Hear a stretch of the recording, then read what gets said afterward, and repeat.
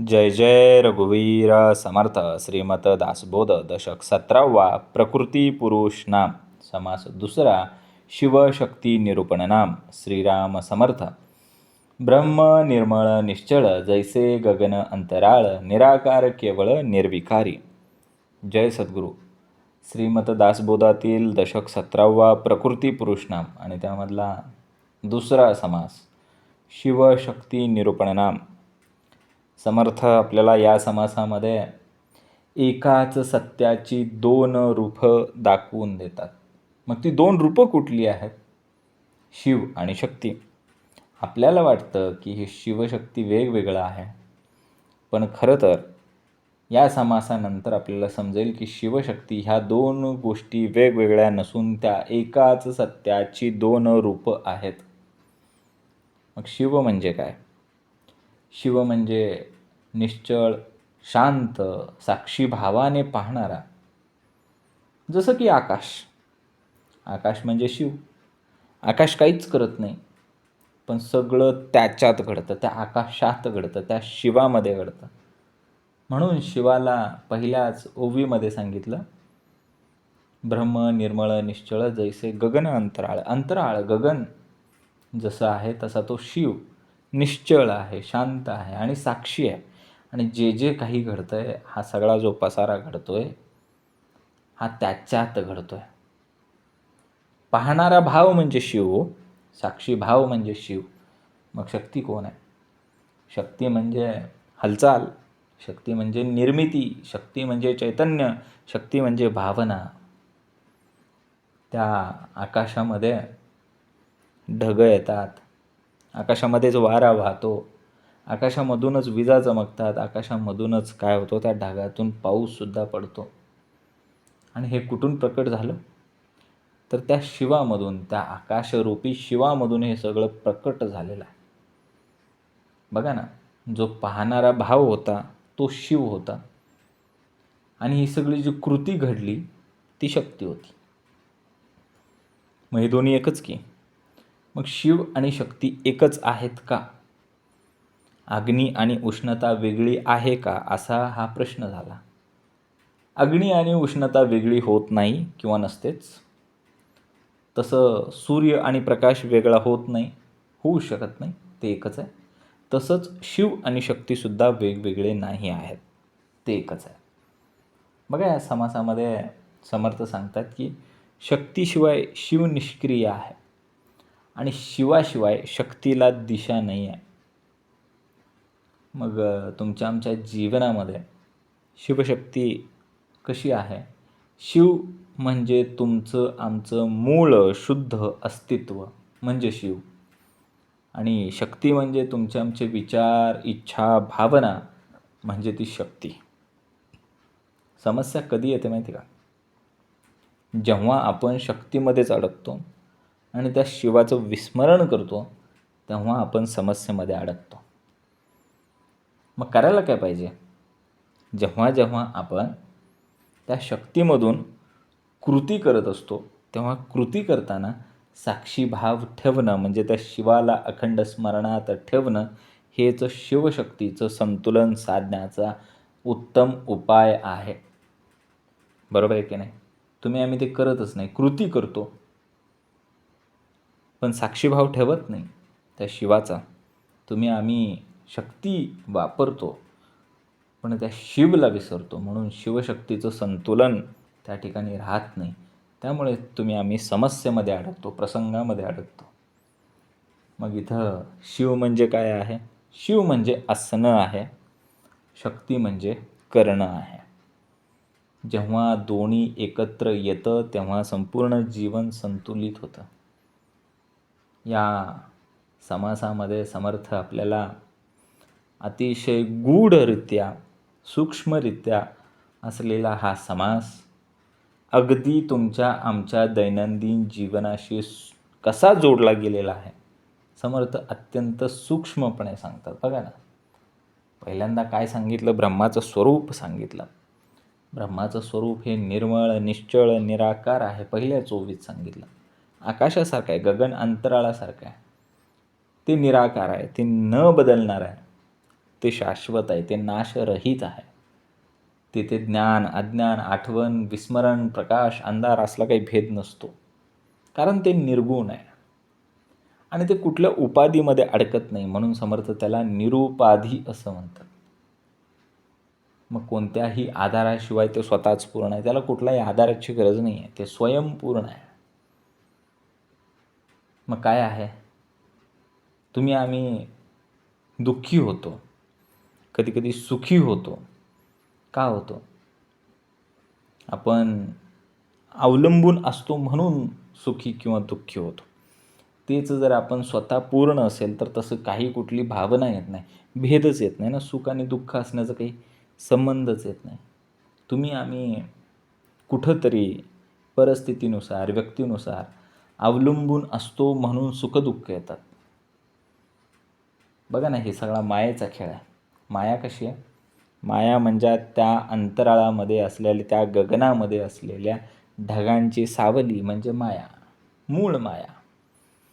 त्या आकाशामध्ये ढग येतात का ढगामध्ये आकाश येतं? आकाशामध्ये ढग येतात आणि ते जातात, पण ते काही तिथं टिकून राहत नाहीत. म्हणून काय आकाश बदललं का? नाही, ते असं तची असे. पृथ्वी, आप, तेज, वायू, आकाश ते पंचमहाभूतापैकी एक आहे. ढग कुठं महाभूत आहे? त्या ढगाची येणं जाणं चालूच आहे, विचारांचं येणं जाणं चालूच आहे. मग ही मूळ माया त्या ढगासारखी आहे. बरोबर आहे का? ही मूळ माया आहे ना, ती येते आणि जाते. विचार, भावना, अहंकार हे त्यामध्ये असलेले ढग आहेत. ते येतात आणि जातात. त्याच्यामुळं काय आहे? मी म्हणजे काय आहे? आकाश आहे, ते ढग नाही. आणि हे उमगणं, साक्षी भावातून उमगणं म्हणजे खरी साधना आहे. मग बघा, निर्गुणातून सगुणाकडे, निर्गुणातून सगुण म्हणजे शिवशक्तीचं रहस्य आहे. निर्गुणातूनच ब्रह्मतत्वाचा काय होते? तिथं असलेल्या गुणांची हालचाल होत असते. कारण ते ब्रह्म निर्गुण आहे, त्यातून सगुणांच्या हालचाली सुरू झाल्या आणि पुढे काय झाली? शिवशक्ती, षडगुणेश्वर, अर्धनारी, नटेश्वर अशी एक एक प्रकटीकरण व्हायला सुरुवात झाली. शक्ती ही वेगळी नसून ब्रह्माचीच क्रिया आहे. काहीतरी करणं म्हणजे शक्ती आणि असणं म्हणजे शिव. मग शक्ती म्हणजे काय? ही शक्ती वेगळी नसून ब्रह्माचीच एक क्रिया आहे, प्रक्रिया आहे. मुळात वेगळेपण नाहीच आहे, ते वेगळेपण आपल्याला भासतं. बघा ना, मग समर्थांनी आपल्याला पुढं दृष्टांत दिला या समासामध्ये. बीज आणि फळ. बीज कसं आहे आणि फळ कसं आहे, ह्याच्यानुसार आपल्याला काय करायचं आहे? पिंड आणि ब्रह्मांड ह्याच्याबद्दल असलेलं नातं समजून घ्यायचं आहे. त्या बीजामध्ये फळ आपल्याला दिसतं का? ते बीज फोडलं, फळ दिसणार नाही, मूळ दिसणार नाही, पान दिसणार नाही, काहीच नाही दिसणार. पण जेव्हा ते बीज रुजतं, अंकुरित होतं, वाढत वाढत जातं, वृक्ष होतो आणि त्याला फळ लागतं, त्या फळामध्ये मात्र नक्की बीज असतं आणि असे असंख्य फळं असतात. तसंच आहे त्या पिंडामध्ये, तुमच्या आमच्या पिंडामध्ये म्हणजे देहामध्ये काय आहे? पूर्ण ब्रह्मांड आहे. आणि मग हेच दृष्टांत समर्थांनी कसे दिलेत? बीज आणि फळ याच्यावरून पिंड आणि ब्रह्मांडाचं नातं आम्हाला समजलं पाहिजे. माणूस म्हणजे काय अशी वेगळी एंटिटी नाही. माणूस म्हणजे काही स्वतंत्र बेट नाही आहे. माणूस म्हणजे सुद्धा काय आहे? या संपूर्ण सृष्टीचा एक सूक्ष्म आरसा आहे. जे ब्रह्मांडामध्ये आहे तेच पिंडामध्ये आहे, तेच तुमच्या आमच्या अंतरी आहे. आणि हे सांगण्यासाठी समर्थ इथं बीज आणि फळाचा दृष्टांत देतात. पुढे समर्थ सांगतात, नर आणि नारी, वासना आणि देहबंध. मुळात शिवशक्ती एकच आहे, हे आम्हाला उमगलं, समजलं. मग देह धारण केल्यानंतर काय होतं? नर आणि नारी असे भेद होतात. मग त्यातून काय होतं? आकर्षण निर्माण होतं, त्यातून वासना दिसायला सुरुवात होते. ती वासना मुळात सूक्ष्म रूपाने असते आणि देह कसे आहेत? स्थूल रूपामध्ये आहेत. त्यामुळं भेद निर्माण व्हायला लागले आणि जेव्हा देह तुटतो तेव्हा तो भेद संपतो. पण जोपर्यंत देह आहे तोपर्यंत तिथे भेद असतात, तिथं नर नारी असे भेद झाले की आकर्षण वासना निर्माण होतेच होते. आपण प्रेमामध्ये व्यक्तीला पाहतो असं आपल्याला वाटतं, पण प्रत्यक्षात मात्र आपली वासना, आपली अपेक्षा आणि आपला अर्धवटपणा, आपला अधुरेपणा आपण त्याच्यामध्ये ते पूर्णत्वासाठी पाहत असतो. बरोबर आहे का? मग पुढं समर्थांनी अजून एक छान दृष्टांत दिला. मातृत्व, मायेचं सर्वोच्च रूप. आई कधी कंटाळा करत नाही, थकत नाही, अपेक्षा करत नाही. ही माया इतर कुठेही तितकी शुद्ध दिसत नाही. माया दिसते, पण एवढी शुद्ध, सर्वोच्च रूप सांगितलं ना. ममत्वेचं सर्वोच्च रूप म्हणजे मातृत्व. मायेचं सर्वोच्च रूप म्हणजे मातृत्व. आणि ही माया हीच शक्ती सगुणाची आहे. करुणामय अभिव्यक्ती म्हणजे काय? हे मातृत्व आहे. मग हे सगळं सूत्र कोणी केलं माहिती आहे का? हे ईश्वराचं सूत्र आहे. वासनेचं जाळं जे पसरून ठेवलं आहे ना ईश्वराने ही सगळी रचना करून ठेवली आणि माणसाला, मनुष्याला परस्पर वासनेमध्ये गुंतून ठेवलं. मग लोभ आला, आसक्ती आली, आकर्षण आलं. हे सगळं सूत्र इतकं घट्ट करून ठेवलं की ह्या सूत्रांमधून, ह्या जाळ्यामधून सुटण्यासाठी आपल्याला पाहिजे तो विवेक. मग इथे समर्थ आपल्याला सांगतात की ती वासना म्हणजे दोष नाही आहेत. वासना वाईट नाही हो, पण जर अविवेकाने धरलेली वासना असेल तर ती नक्कीच बंधन ठरते. ती मुक्ती मिळू देत नाही तुम्हाला. आणि मोकळं व्हायचं असेल, सुटायचं असेल, ते बंध, ती सूत्र ढिली करायची असतील, सैल करायची असतील तर पाहिजे तो विवेक. मग या संपूर्ण समासाचा बोध काय आहे? विवेकाशिवाय इतर सगळे ज्ञान व्यर्थ आहे. मग हे शिवशक्तीचं गूढ आपल्याला फक्त श्रवणातून नाही समजणार, तर त्यासाठी अंतर्मुख व्हावं लागेल. आणि अंतर्मुख झाल्यानंतर ते अनुभवात उतरवत असताना हे सगळं गूढ आपल्याला समजणार आहे. बरोबर आहे का? मग हे ब्रह्म एकच आहे. मग ते निर्गुण रूपात शांत आणि सगुण रूपामध्ये ते शिवशक्ती रूपामध्ये आलं आहे. बरोबर आहे का? मग आता इथं पहिली ओवी काय सांगितली? ब्रह्म निर्मळ निश्चळ जैसे गगन अंतराळ, निराकार केवळ निर्विकारी. समर्थ सांगतात की ब्रह्म जे आहे ते कसं आहे? निर्मळ, निश्चळ आहे. आणि ते पुढं जाऊन सांगतात की जैसे गगन अंतराळ, अवकाशरूपी आकाशासारखंच आहे. निर्मळ, निश्चळ, निर्गुण, निराकार आणि निर्विकारी. निराकार, केवळ, निर्विकारी.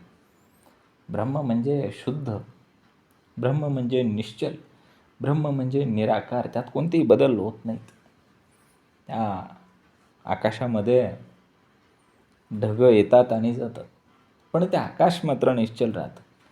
हालचाल कुठं होते? ढगांमध्ये होते. कधी ढग पूर्वेकडून पश्चिमेकडे जातात, कधी दिशा बदलतात, कधी पश्चिमेकडून पूर्वेकडे जातात.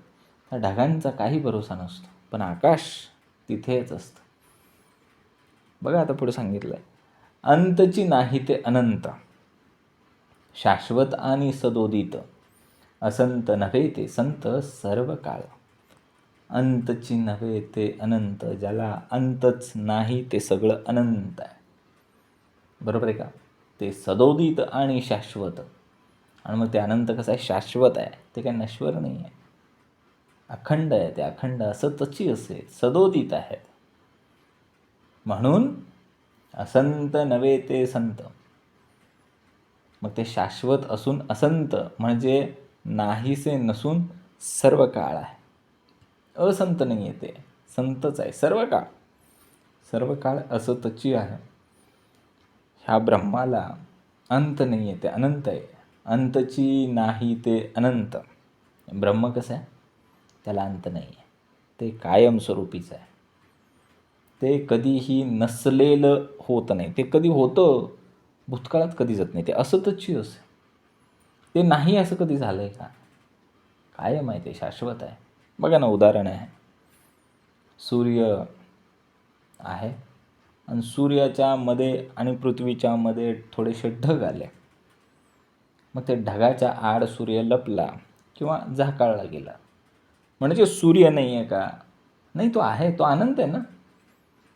तो अनंत आहे, तो शाश्वत आहे, तो सदोदित आहे. तो नाही असं कधी होत नाही. तो नाही आपल्याला भास होतो आहे. आपल्याला वाटते सूर्य नष्टच झाला, सूर्य निघून गेला, असं होत नाही. सूर्य आहे. बघा, परब्रह्म ते अविनाश, जैसे आकाश अवकाश, न तुटे न फुटे सावकाश, जैसे तैसे. परब्रह्म कसं आहे? अवकाशमय, आकाशाप्रमाणे ब्रह्म हे अविनाशी आहे. कसं आहे? अविनाशी. परब्रह्म ते अविनाशी, त्याचा नाशच होत नाही. जैसे आकाश अवकाश, आकाशमय अवकाशाप्रमाणे ते ब्रह्म अविनाशी आहे. ते फुटत नाही, तुटत नाही. कसं राहते ते? जैसे तैसे, जसेच्या तसे शांत असते. परब्रह्म अविनाशी आहे.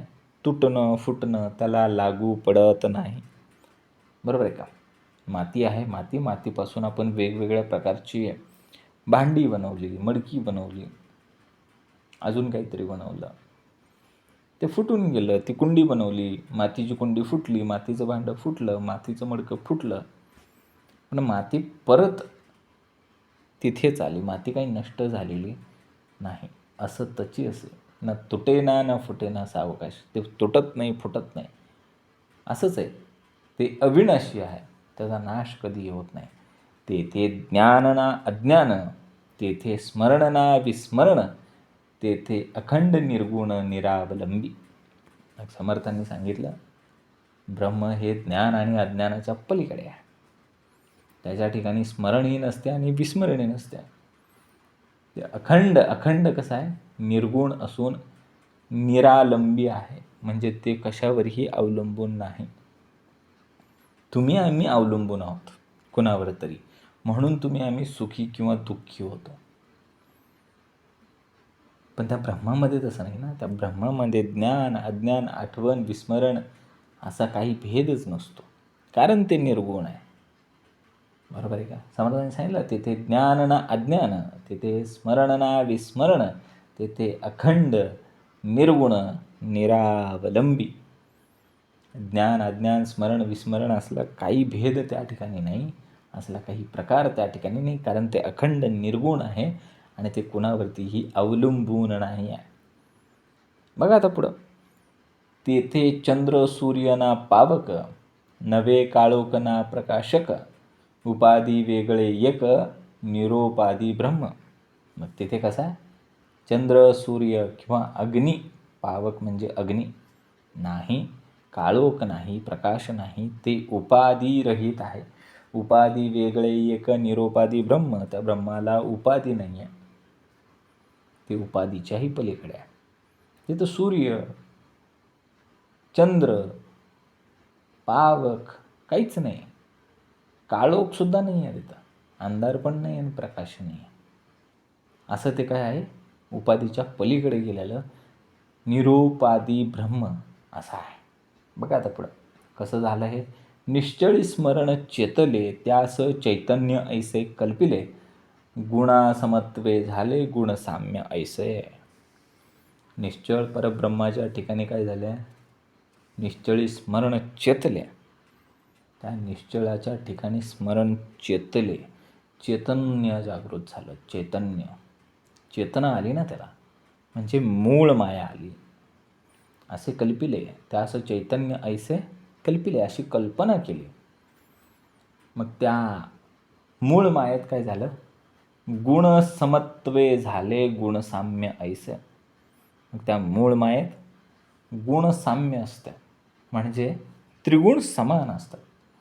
गुणांचं साम्य असतं, सत्व रज तम. स्थिर ब्रह्मात चैतन्याची कल्पना निर्माण झाली. सगळं कसं होतं? स्थिर होतं, निश्चळ होतं, काहीच चळलं नव्हतं. तिथं चैतन्याची कल्पना निर्माण झाली आणि तिथून काय झालं? त्रिगुण समान झाले. समान, आता तरी समान आहेत बरं का, अजून समान आहे. गुणसमत्वे झाले गुणसाम्य ऐसे. गगनी आली अभ्रछाया, तैसी म्हणजे मूळ माया, उद्भव आणि विलया वेळ नाही. मग आकाशामध्ये काय झालं? अभ्रछाया म्हणजे ढग यावेत तशी ब्रह्माच्या ठिकाणी मूळ माया आली. पाहिलं ना आपण, त्या गगनामध्ये ढग असतात, ढगामध्ये गगन नसतं. मग त्या आकाशामध्ये, त्या गगनामध्ये अभ्रछाया आली, गगनी आली अभ्रछाया, तैसी जाणीजे मूळ माया. मग त्याला काय म्हणायचं? मूळ माया म्हणायचं. उद्भव आणि विलया, वेळ नाही. मग अभ्रछाया अशी येते आणि जाते, त्यास काही वेळ लागत नाही, तसेच माया जाणावी. मग आकाशात ढग आले आणि गेले, तशी माया उत्पन्नही होते आणि ही विलीनही होते, त्याला वेळ नाही लागत. ते माया अशीच आहे.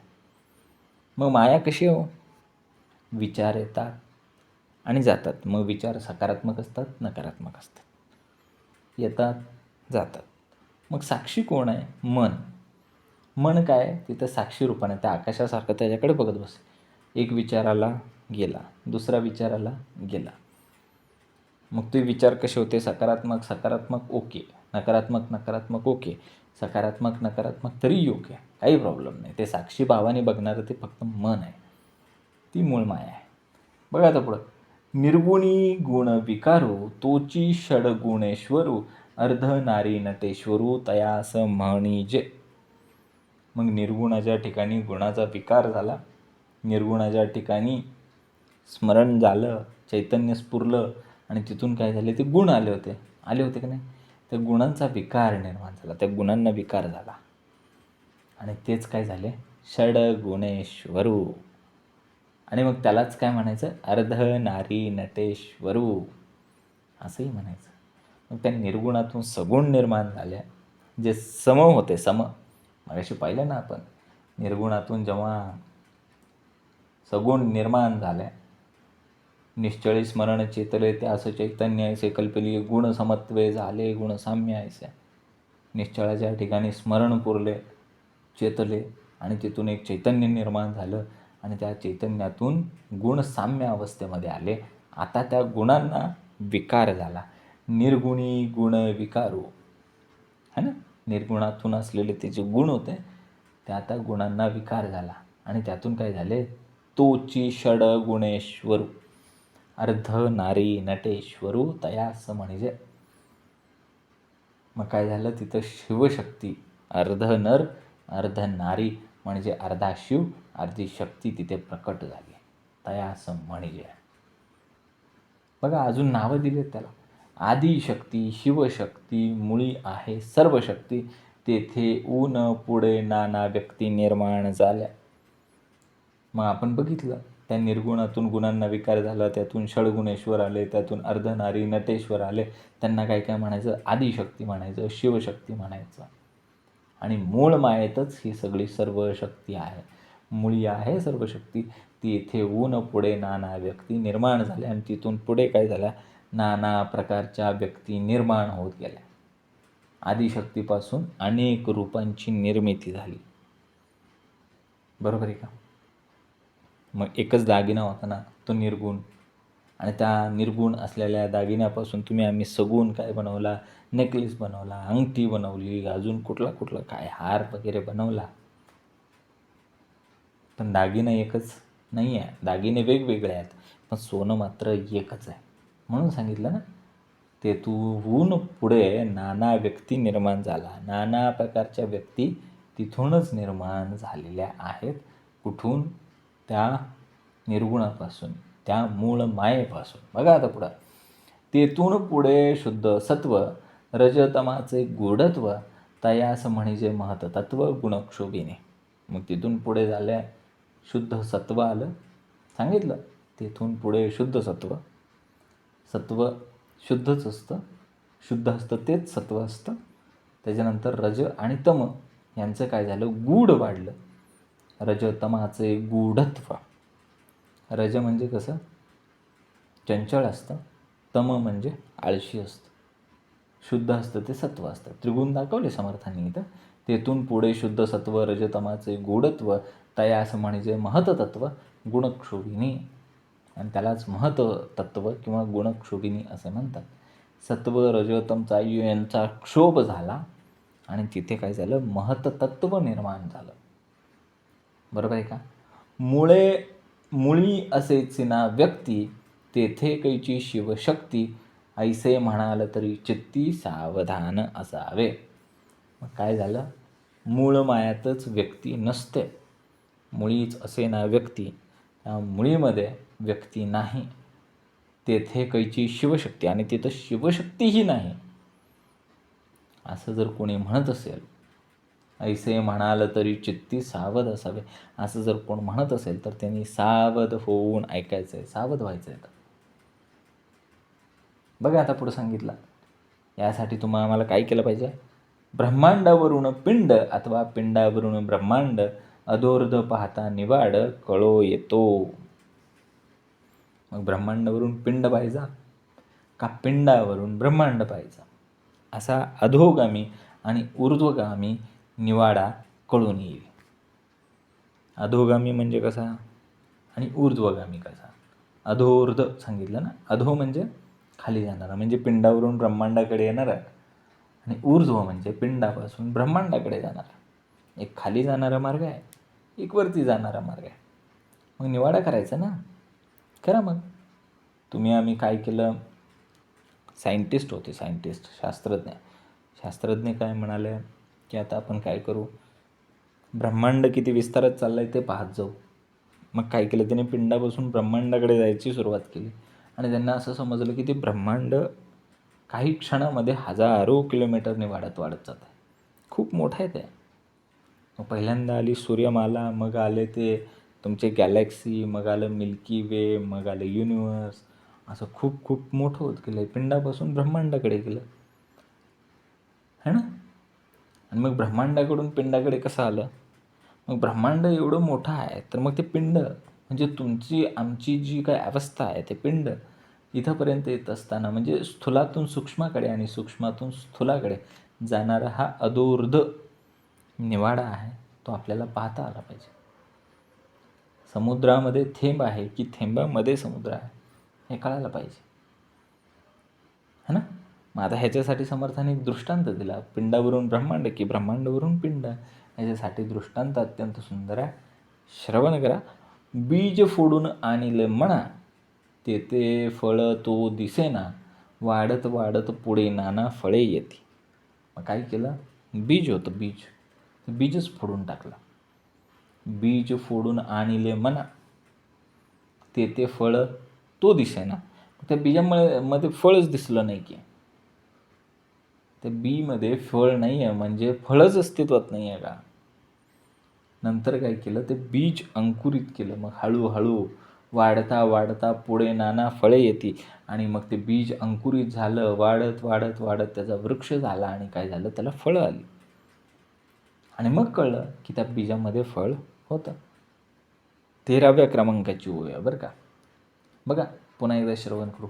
बीज फोडून आणले म्हणा, तेथे फळ तो दिसेना, वाढत वाढत पुढे नाना फळे येती.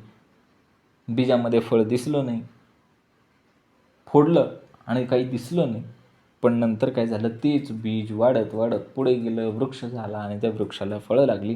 त्या फळामध्ये मात्र तेच बीज दिसलं जे मी आधी फोडलं होतं.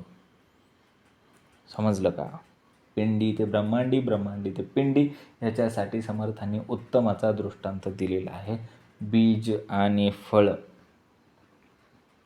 बीजात फळ दिसत नाही, पण जेव्हा तेच बीज वाढतं, त्यानंतर त्या फळामध्ये तेच बीज प्रकट होतं की नाही. मग आता बघा पुढं, बीज आणि फळाचं दृष्टांत अजून संपलेलं नाही आहे. समर्थ सांगतात, फळ फोडिता बीज दिसे, बीज फोडिता फळ नसे, तैसा विचार असे पिंड ब्रह्मांडी. मग फळ फोडिता बीज दिसे, मग फळ फोडलं, त्या फळामध्ये बीज 100% आहेच, दिसतेच, पण बीज फोडिता फळ नसे, बीजामध्ये फळ दिसत नाही, पण फळामध्ये बीज दिसतंय. तैसा विचार असे पिंड ब्रह्मांडी. कळायला पाहिजे. फळ फोडून पाहिले तर बीज दिसून येतं, पण बीज फोडून पाहिलं तर फळ दिसून येत नाही. ह्यावरूनच पिंड आणि ब्रह्मांडाचा विचार आम्ही केला पाहिजे. बरोबर आहे का? झाडात बीज असतं की नाही? फळामध्ये बीज असतं, पण बीजामध्ये फळ नसतं ना. हेच काय आहे, पिंड आणि ब्रह्मांडाचं कोडं उलगडून देणारा दृष्टांत आहे. बघा आता पुढं समर्थाने सांगितलं आहे काय आहे भेद. नर नारी दोन्ही भेद, पिंडी दिसती प्रसिद्ध, मुळी नसता विशद होतील कैसी. नर नारी हे दोन्ही भेद काय आहेत, पिंडामध्ये आहेत. म्हणजे पिंड कशाचं आहे हो, तुमचं आमचं जे पिंड आहे ते पंचभौतिक आहे, त्रिगुणात्मक आहे. तुमच्या आमच्या पिंडालाच काय झालं आहे, सत्व रज तम लागू पडतात. तुमच्या आमच्या पिंडालाच काय आहे, पंचभौतिक, पृथ्वी आप तेज वायू आकाश आहे. तुमच्या आमच्या पिंडालाच काय झालं आहे, कफ वात आणि पित्त असे त्रिदोष पण लागू होतात. शब्द स्पर्श रूप रस गंध ह्या तन्मात्राही तुमच्या आमच्या देहालाच लागू पडतात. हे सगळं स्थूळ आहे म्हणून. मग ह्यातून काय झालं, स्वभाव तयार झाले, मग भेद पडायला लागले.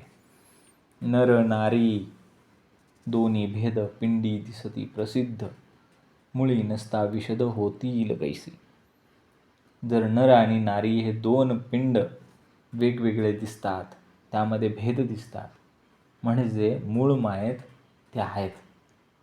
नर आणि नारी हे भेद कशामुळे, स्थूळ देहामध्ये आहेत, पण मुळामध्ये तसा भेद मूळ मायामध्ये कधीच नसतो. मुळी नसता विशद होतील कैसे. बघा अजून सांगितलं पुढे, नाना बीजरूप कल्पना, तिथं काय एक असेना, सूक्ष्म म्हणून भासेना एकाएकी. मग ह्या मूळ मायेच्या ठिकाणी काय झालं आहे, नाना बीजरूप कल्पना. मूळ मायेच्या ठिकाणी बीजरूपाने नाना कल्पना असतात आणि तिच्यामध्ये काय असत नाही. तिथे काय एक असेना, सूक्ष्म म्हणून भासेना. कल्पना वासना ह्या सूक्ष्म असतात म्हणून त्या भासत नव्हत्या, त्या कळून येत नव्हत्या, एकाएकी होतं ना. त्या नर आणि नारीमध्ये काय काय आहे, कल्पना करून ठेवलेली. कशाच्या, कल्पना वासना हे सगळं आहे, पण ते सूक्ष्म रूपाने, ते दिसून येत नाही, लगेच दिसत नाही. सूक्ष्म म्हणून भासेना एकाएकी. त्या वासना आहेत, कल्पना आहेत, पण त्या सूक्ष्म रूपाने असल्यामुळे त्यांचा भास होत नाही आहे आणि लगेचच्या लगेच नाही. मग आता बघा समर्थ लगेच पुढच्या ओवीतच सांगतात, स्थूळाचे मूळ ते वासना, ते वासना आधी दिसेना, स्थूळा वेगळे अनुमानेना सकळ काही. स्थूळाचे मूळ ते वासना, हे जे तुमचा आमचा देह आहे हा स्थूल देह आहे आणि ह्या स्थूल देहाचं मूळ जे आहे ते वासनेमध्ये. ते वासना आधी दिसेना. ती वासना कधी दिसली का नाही, कारण वरती सांगितलं तुम्हा आम्हाला सांगितलं आहे, नाना बीजरूप कल्पना, तिथं काय एक असेना, सूक्ष्म म्हणून भासेना. कारण ते दिसणारच नाही, कारण ते सूक्ष्म आहे. देह आहे तो स्थूळ आहे, त्यामुळे देहामध्ये वासना दिसतात, पण ती वासना जी आहे तीच सूक्ष्म आहे. स्थूळा वेगळे अनुमानेना सकळ काही. म्हणून स्थूळाच्या खेरीज काही असेल अशी कल्पना होत नाही. मग आपल्याला वाटतं की जे काय आहे ते स्थूळच आहे, सूक्ष्म काय आहेच नाही. स्थूळा वेगळ्या अनुमानेना, अनुमान कशाचं लावायचं, तर त्या सूक्ष्माचं कसं लावायचं, ते वासनेचं अनुमान कसं लावायचं. स्थूळ जगाचं मूळ जे आहे ते वासनेमध्ये आहे आणि ती वासना सूक्ष्म आहे. बघा आता पुढं, कल्पनेची सृष्टी केली, ऐसे वेदशास्त्र बोलिली, दिसेना म्हणून मिथ्या केली, न पाहिजेत की. बघा वेद आणि शास्त्रामध्ये कल्पनेची सृष्टी केली, कल्पनेने सृष्टी केल्याचं वर्णन आहे. कल्पित सृष्टी आहे बरं का ती, नुसती सृष्टी आहे पण ती कल्पनेत आहे, ती दिसत नाही. दिसेना म्हणून मिथ्या केली, मग ती दिसतच नव्हती म्हणजे ती खोटी, मिथ्या. न पाहिजेत की, असं काही करू नका, असं काही समजू नका. कल्पनेतून सृष्टी निर्माण झाली, ती दिसत नाही म्हणून ती खोटी नाही आहे. बघा समर्थ याचंही उत्तर देतात पुढं, पडदा एका एका जन्माचा, पडदा एका एका जन्माचा, तेथे विचार कळे कैचा, परंतु गुढत्व हा नेमाचा ठाव आहे. पडदा, जीवनाला अनेक जन्म घ्यावे लागले, त्यामुळे पडदे निर्माण झाले आणि प्रत्येक जन्मामध्ये एक एक एक एक एक एक पडदा त्या ठिकाणी पडत गेला. ते विचार कळे कायचा. मग त्या ब्रह्मासंबंधीचा विचार कसा कळणार? परंतु परंतु परंतु सिद्धांताच्या गोष्टी नेहमीच गूढ असतात, परंतु गूढत्व हा नेमाचा ठाव आहे. सिद्धांताच्या गोष्टी ह्या नेहमीच गूढ असतात, असाच नियम आहे. हाच नियम आहे. प्रत्येक जन्माचा पडदा असल्यामुळे काय झालं, ते सत्य झाकलं गेलेलं आहे. बरोबर आहे का? आम्हाला ते खोटं का वाटते? कल्पनेची सृष्टी केली. आम्हाला ती मिथ्या का वाटते? पडदेच एवढे पडलेले आहेत ना. पडदा एका जन्माचा, प्रत्येक जन्मामध्ये 84 लक्ष जीव येऊन येऊ, प्रत्येक जन्मामध्ये एक पडदा पडला आहे. त्यामुळे ते ब्रह्म जे आहे त्याचा विचार कसा करणार? त्या ब्रह्मासंबंधीचा विचार करण्यासाठी ते पडदे आधी हटवले पाहिजेत. परंतु ह्या सिद्धांताच्या गोष्टी ज्या असतात ना, त्या नेहमीच परंतु गूढत्व हा नेमाचा ठाव आहे. मग हा जो सिद्धांत आहे ना, तो कायम गूढच असतो आणि हाच त्याचा नियम आहे. बघा पुढे सांगितलं, नाना पुरुषांचे जीव, नाना स्त्रियांचे जीव, एकची परी देह स्वभाव वेगळाले. बघा ना, ही सगळी पिंड आहे. नाना पुरुष, त्यात असलेले जीव, तो पण पिंड. नाना स्त्रिया, त्यात असलेले जीव, तोही पिंड. एकाची परी देह स्वभाव, एकच आहेत, ते एकच आहेत, परंतु देहानुसार त्यांचे स्वभाव कसे आहेत? वेगवेगळाले आहेत. नाना पुरुषांचे जीव आणि नाना स्त्रियांचे जीव, खरं तर जीवस्वरूपाने हे दोन्हीही पिंडच आहेत आणि ते एकच आहेत. पण देहामुळे, देह स्वभावामुळे ते वेगळे वेगळे आहेत. पुरुषांना कसं असतं? ॲग्रेसिव्ह असतात पुरुष, थोडेसे पुरुषार्थ त्यांच्याकडे असतो जास्तीचा, पुरुषी अहंकारही जास्त असतो. स्त्रियांकडे ममत्व असतं, है ना. स्त्रियांकडे माया असते, स्त्रियांकडे ममता जास्त असते. मग बघा ना, नाना पुरुषांचे जीव, नाना स्त्रियांचे जीव. मग नाना स्त्रिया, अंगणवाडी शिक्षिका, नाना स्त्रिया. का बरं? माया, ममता, प्रेम त्यांच्याकडे जास्त आहे, वात्सल्य. मग ते काय आहे? एकची परी देह स्वभाव वेगळाले. मग त्या देहाचा स्वभावच आहे. एखादं बाळ रडत असेल तर पटकन उचलून घ्यायचं, शी शू केली असेल तर चिडायचं नाही. हा काय आहे? देह स्वभाव आहे स्त्रीचा. इथं पुरुष स्वभाव वेगळा आहे, नाना पुरुषाचे जीव. मग देह एकच आहे स्त्री आणि पुरुषाचा, पण देहाचा स्वभाव कसा आहे? वेगवेगळा आहे. म्हणून पुरुष हा प्राथमिक शिक्षेमध्ये, अंगणवाडीमध्ये कमी दिसतो, किंबहुना दिसतच नाही. त्याचं स्थान वेगळं आहे. का बरं? कारण त्याच्या देहाच्या स्वभावाला अनुसरून असलेला नोकरीच्या ठिकाणी त्याला ते पाठवलं जातं. जीव एकच आहे तो स्त्री आणि पुरुषांमध्ये, फक्त फरक कुठं पडला? देहाच्या स्वभावामध्ये फरक पडला आणि तिथून काय झालं? स्वभाव वेगवेगळा झाला. हा स्वभाव कसा बघा आता, नवरीस नवरी न लगे, ऐसा भेद दिसो लागे, पिंडावरून उमगे ब्रह्मांड बीज. नवरीस नवरी न लगे, नवरीला नवरीच पाहिजे असं कधी झालंय का? नवरीला नवरी नकोच असते का पाहिजे असते? आता कलियुगात ते होऊ शकतं, किंबहुना होत आहे, त्याच्याबद्दल भाष्य नाही. पण नवरीस नवरी न लगे, ऐसा भेद दिसो लागे, पिंडावरून उमगे ब्रह्मांड बीज. नवरीला नवरी नकोच असते, नवरीला नवराच पाहिजे असतो. परंतु पिंड हा जो भेद आहे, हा पिंडावरून दिसून आला ना. बघितलं ना आपण मगाशी, नाना पुरुषांचे जीव, नाना स्त्रियांचे जीव, एकची परी देह स्वभाव वेगवेगळे. मग ह्या पिंडामध्ये काय झाले? स्थूळामुळे भेद दिसून आल्या, स्वभावानुसार भेद दिसून आल्या. यावरूनच काय करायचं? ब्रह्मांडातही ते बीज स्वरूपाने आहेत हे आम्हाला उमगू लागलेलं आहे. देहावरून भेद दिसतात, मूळ बीज एकच आहे. आम्हाला ते स्थूलामुळे, स्वभावामुळे ते वेगळे वेगळे वाटतात, ते मुळात ते एकच आहेत. नवरीस नवरी न लगे, ऐसा भेद दिसू लागे, पिंडावरून उमगे ब्रह्मांड बीज. आता नवरीचं मन कुठे गेलं? नवरीला नवरी नको आहे, मग पाहिजे काय? नवरीचे मन नवऱ्यावरी, नवऱ्याचे मन नवरीवरी, ऐसी वासनेची परी मुळे होऊन पाहावी. मग नवरीचं मन नवऱ्यावर, नवरा म्हणाल तसं, धनी म्हणताल तसं, मालक म्हणताल तसं, आहो म्हणताल तसं, नवरीचं मन नवऱ्यावर. मग नवऱ्याचं मन नवरीवर. नवरा काय म्हणतो? बायको म्हणाल तसं, ती म्हणाल तसं. ती म्हणली आणा, आणायचं. ती म्हणली नाही आणा, नाही आणायचं. कसं झालं हे? नवरीचं मन नवऱ्यावर, नवऱ्याचं मन नवरीवर. ऐसी वासनेची परी, ही वासनेची रीत आहे. मुळी होऊन पाहावी, ही मुळापासून ही रीत समजून घेतली पाहिजे. ही वासना सूक्ष्म आहे बरं का.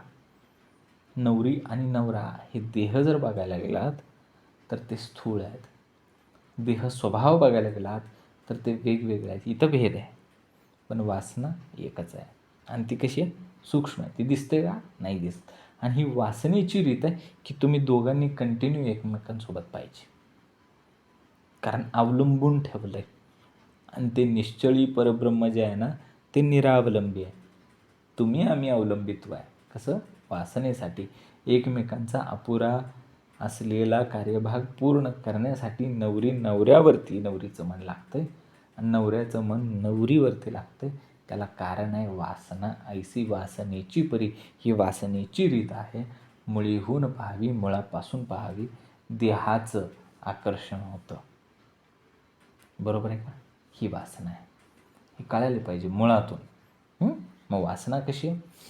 वासना मुळीची अभेद, देह संबंधे झाला भेद, तुटता देहाचा संबंध भेद जेला. मग काय झालं? वासना मुळीची अभेद. मुळात वासना ही अभेद आहे. वासनेमध्ये भेदच नव्हते. पण काय झालं? देह संबंधे झाला भेद. पण ह्या स्थूळ देहामुळे, ह्या पंचभौतिक, त्रिगुणात्मक, त्रिदोषात्मक, सत्व काय शब्द, स्पर्श, रूप, रस, गंध यांच्यामुळे काय झाले? त्यांच्यामध्ये भेद उत्पन्न झाले. आधी भेद नव्हते मुळीच्या ठिकाणी. म्हणजे निश्चळी परब्रह्माच्या ठिकाणी जी वासना होती, जी सूक्ष्म रूपामध्ये होते, त्याच्यामध्ये कुठलीही भेदच नव्हते, ते अभेद होते. पण नंतर काय झालं? स्थूल देहामध्ये त्यांच्यामध्ये भेद उत्पन्न झाले.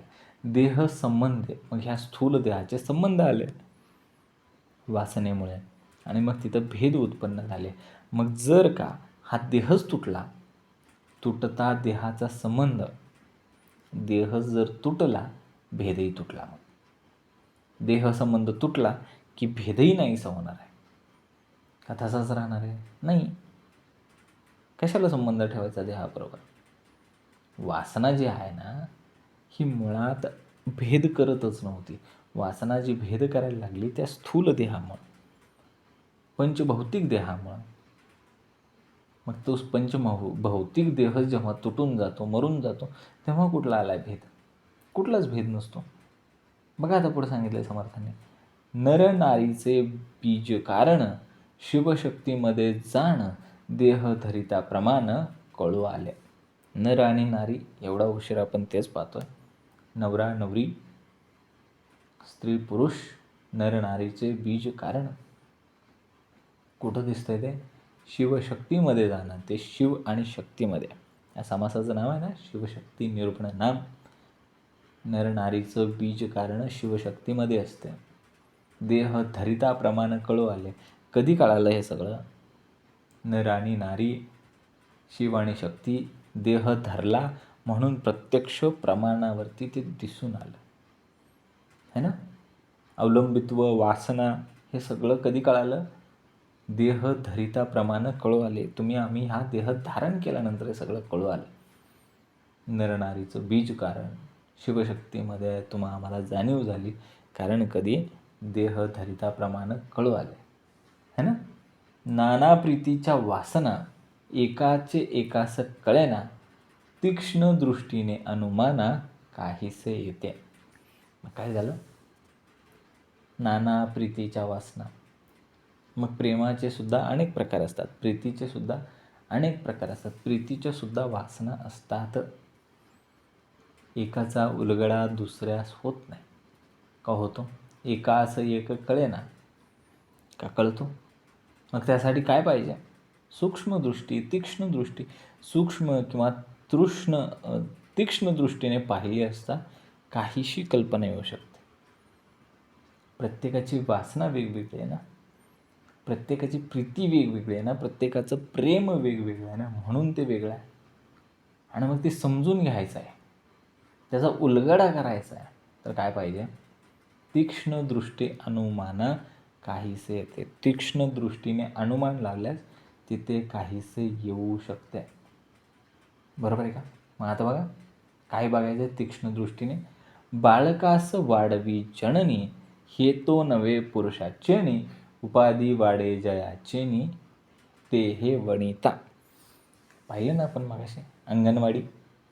बाळकास वाढवी जननी, मग ह्या बालकांचं पालन पोषण कोण करतं? जननी म्हणजे आई, आई म्हणजे माता है ना. आता बाळकास वाढवी जननी, हे तो नवे पुरुषाचेनी. पुरुषाच्यानी हा काय व्हायचं नाही बाबा. शिशू दूध, त्या लहान बाळाचं सगळं रांगत कुठंतरी गेलं, कुठंतरी बोट घातलं है ना, पालतं पडायला लागलं, एका अंगावरती व्हायला लागलं है ना, हळूहळू चालायला लागलं. हे सगळे त्या लहान बाळाचे सोपस्कार कोण पार पाडतं? बाळकास वाढवी जननी. आणि त्याची वाढ करावी तर जननीने, मातेने, आईने. हे तो नव्हे पुरुषाचेनी, पुरुषाला ते होणारच नाही. म्हणून तर ना सगळं कसं होतं, पूर्वीच्या काळी मातृसत्ताक होतं, आईची सत्ता होती है ना. कौसल्येचा राम म्हटलं जायचं आधीच्या काळी.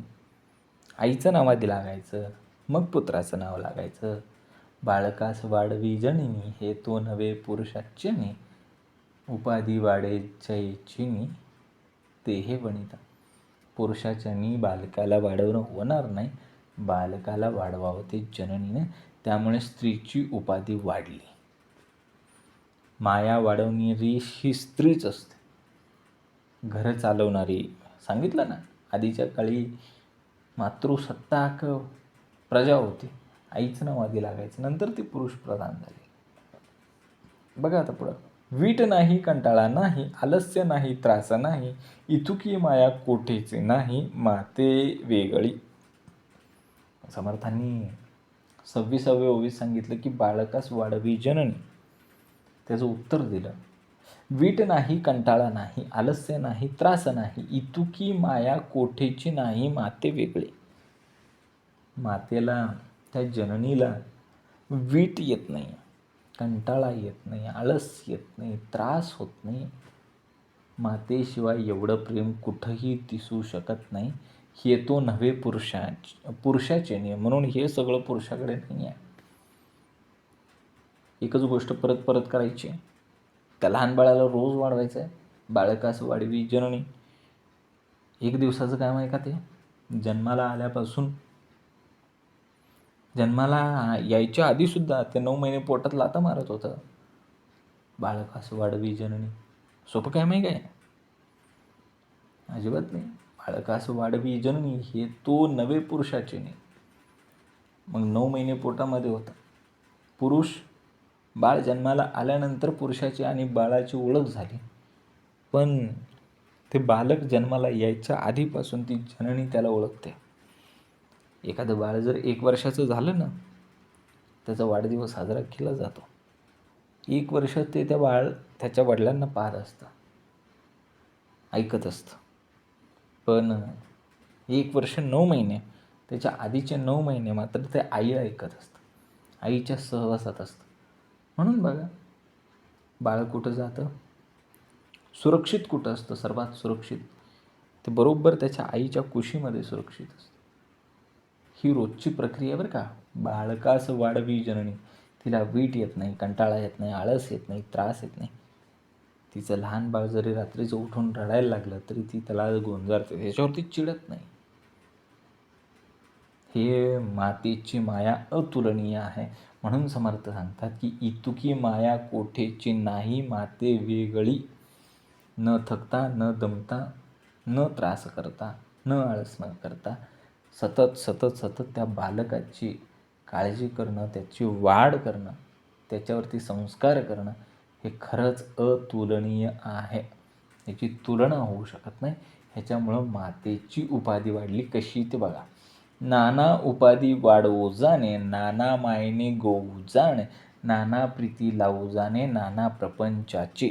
मग ह्या स्त्रीची है ना, त्या मातेची सांगितलं ना, ती जननी दाखवली की नाही, बाळकासं वाढवी जननी. मग तिला वीट नव्हता, कंटाळा नव्हता. उपाधी वाढली की नाही, तिची उपाधी वाढली, तिचं महत्त्व वाढलं, तिचं श्रेष्ठत्व वाढलं. उपाधी वाढवून जाणे, नाना मायने गोवू जाणे, नाना प्रीती लावू जाणे, हे सगळं काय आहे, स्त्रीमुळे शक्य झालं. स्त्रीमुळेच उपाधी वाढली. स्त्री प्रेम करून त्या मायेने काय केलं, तिनं पुरुषाला गुंतवून ठेवलं. ह्या स्त्रीने प्रीती लावली, माया लावली, है ना. मग तिच्यामुळेच काय झालं, हे सगळं पुढं विस्तारित झालं. आता पुरुष तर कुठं शांत बसला आहे, है ना. बघा, आता पुरुषाचं पण सांगितलं समर्थाने. पुरुषाचं स्त्रीचा विश्वास, स्त्रीचं पुरुषाचा संतोष, परस्पर वासनेस बांधवून टाकीला. पाहिलं आपण आता एवढा उशीर मातेचं म्हणजे स्त्रीचं पाहिलं. आता समर्थांनी सांगितलं पुरुषाचं. मग अशी जर ती स्त्री असेल, एवढी छान, चांगली, उत्तमाची, उपाधी वाढवणारी, तर पुरुषाचं स्त्रीचा विश्वास. मग पुरुषाला त्या स्त्रीचा विश्वास वाटतो. आहे ना विश्वास. एवढं सगळं ती करते न कंटाळता, न थकता. विश्वास आहे. स्त्रीचं पुरुषाचा संतोष. मग स्त्रीला पुरुषामुळे संतोष वाटतो आणि पुरुषाला स्त्रीमुळे विश्वास वाटतो.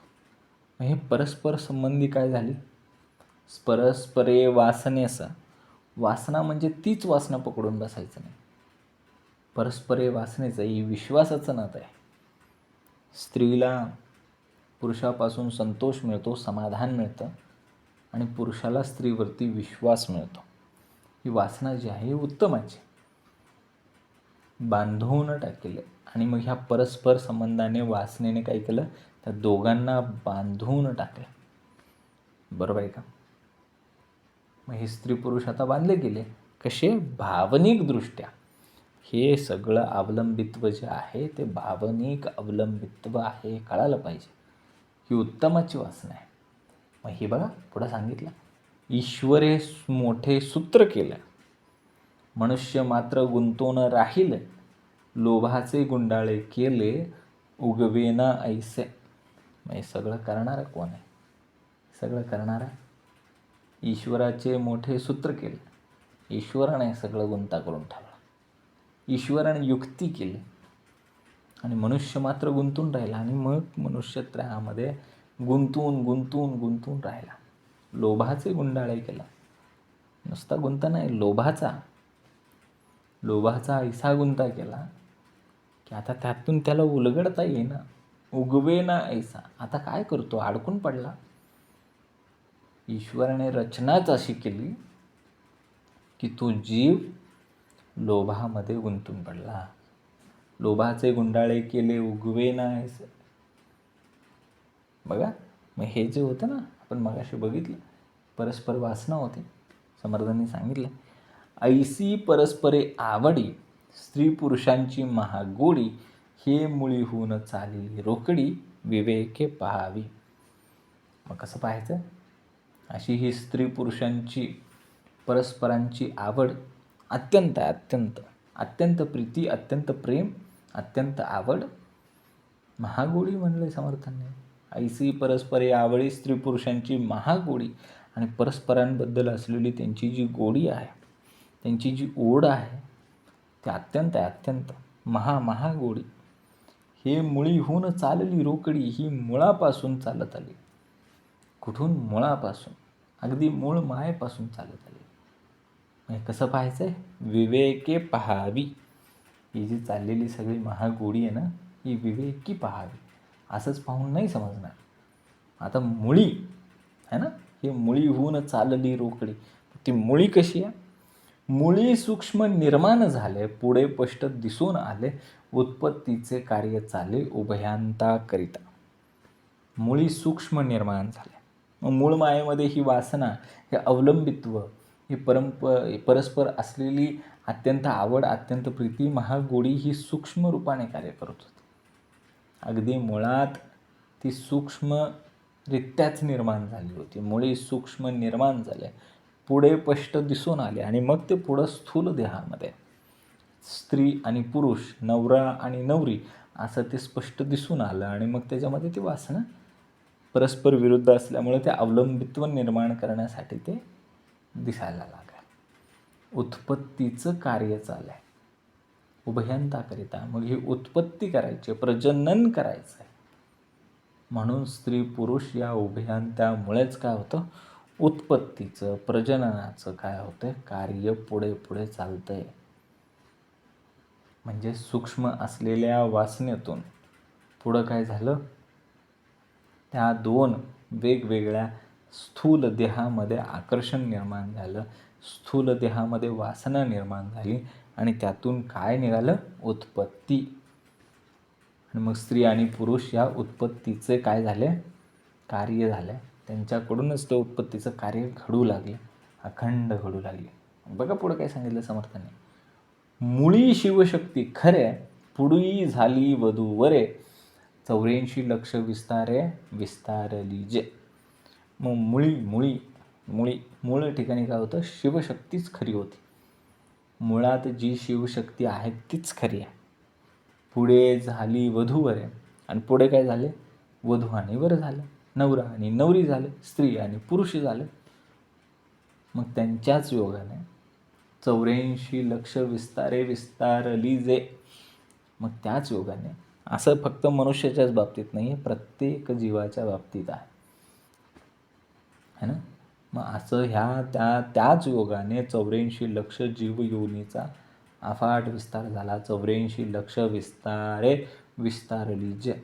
नुसता विस्तार होत गेला. 84 लक्ष जीव योनी. एकच मूळ शिवशक्ती, पुढे तिची अनंत रूपे, वधू वर, नवरा नवरी, स्त्री पुरुष. येथे शिवशक्तीचे रूप केले, श्रुती मनास पाहिजे आणले, विवरल्याविन बोलले, ते व्यर्थ जाणावे. समर्थ शेवटच्या ओवीमध्ये सांगतात की याप्रमाणे शिवशक्तीचं जे रूप आहे, जे वर्णन आहे, ते जे स्पष्ट केलेलं आहे, शिवशक्तीचं रूप, येथे शिवशक्तीचे रूप केले, काय केले, स्पष्ट केले, विशद केले, वर्णन केले. श्रुती मानसा पाहिले पाहिजे, श्रोत्यांनी काय केलं पाहिजे, ह्याचं मनन केलं पाहिजे, ह्याच्यावरती विचार केला पाहिजे. विवरल्या विन बोलिले, मग विवरल्याच्या शिवाय, विवरण केल्याच्या शिवाय जर बोललं, ते व्यर्थ जाणावे. जर विवरल्या वाचून बोलत असतील तर ते व्यर्थ आहे, हे जाणून घ्यावं. हे जे काही समासाचं विवेचन समर्थांनी सांगितलेलं आहे, हे जर आम्ही विवेचन मन लावून समजून घेतलं विवेकाने, तरच ते कळणार आहे. अन्यथा हे सर्व व्यर्थ आहे. इति श्रीदासबोधे गुरुशिष्य संवादे शिवशक्ती निरूपणानाम समास दुसरा. जय जय रघुवीर समर्थ. ओम श्री गुरुदत्तात्रय श्रीपाद श्री वल्लभाय नमः. जय सद्गुरु.